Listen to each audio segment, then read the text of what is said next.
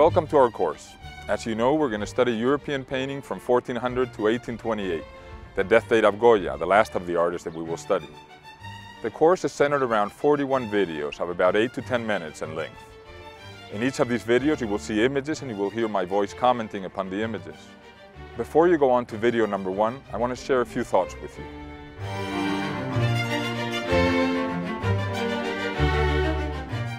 A word on the selection of artists for this course. To some extent, it's a matter of personal taste, and I wish I could have included more artists, for example Veronese or Tintoretto, two Venetian painters from the late 16th century. Everything that we will study in this course is important, but we cannot study everything important that was made at the time. I'm quite sure that any colleague of mine preparing a course such as this would have made a selection that would have coincided with ours in 80 or 90% of the works and artists.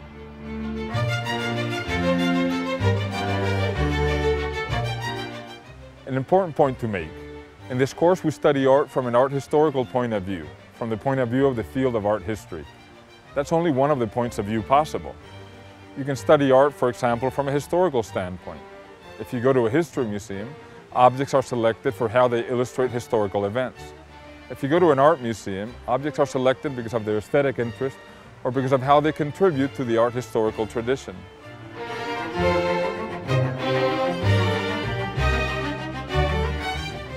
I have designed this course thinking of students with little or no previous knowledge of the history of art.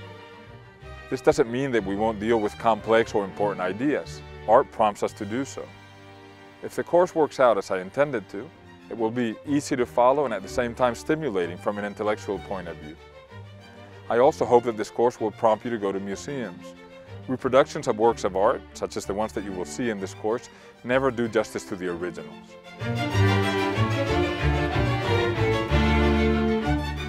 My approach to the history of art leans heavily towards the artworks and less so towards the painters. Obviously, when necessary, we will turn to them, but it is the artworks that we will mainly engage with.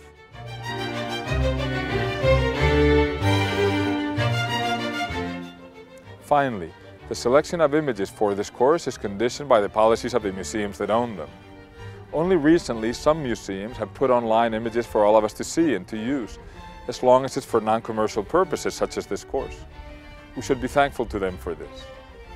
We have benefited especially from images of paintings in the web pages of the Metropolitan Museum of Art in New York, the J. Paul Getty Museum in Los Angeles, the National Gallery of Art in Washington, and the Rijksmuseum in Amsterdam.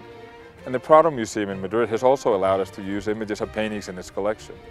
I hope you enjoy the course.